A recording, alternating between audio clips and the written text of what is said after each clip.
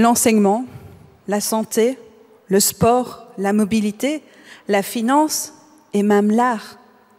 L'intelligence artificielle est partout.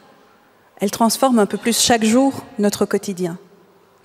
Si certaines de ces mutations nous sont bénéfiques, admettons-le, il ne faut pas pour autant passer sous silence les risques et les dangers potentiels des nouvelles technologies.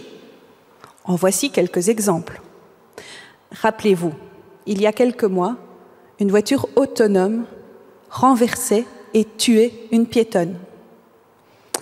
En mars 2016, Microsoft introduisait sur Twitter un robot conversationnel. Le robot était censé apprendre de ses interactions avec les utilisateurs du réseau social. Résultat ? En moins de 24 heures, le robot tenait des propos nazis, antisémites, misogynes et racistes. On peut évoquer également le cas d'Amazon.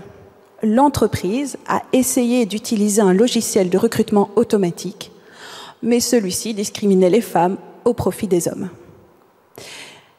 Mes propos ne cherchent pas à renforcer une technophobie simpliste, mais plutôt à attirer l'attention sur la nécessité d'ouvrir un débat démocratique et transparent sur le sujet.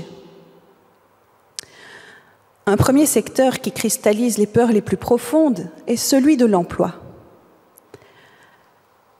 On ne sait actuellement pas exactement combien d'emplois vont être supprimés.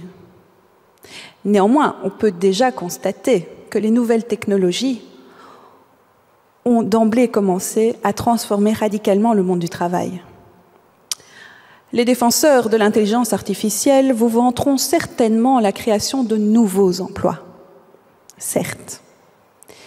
Mais pour combien d'emplois supprimés? Comment allons-nous gérer cette suppression massive d'emplois? Faut-il financer un revenu universel grâce à une taxe sur les robots?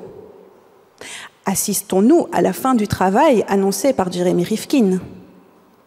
Dans ce contexte, il est primordial de repenser l'éducation et la formation afin de permettre aux travailleuses et aux travailleurs de développer leurs compétences tout au long de leur carrière.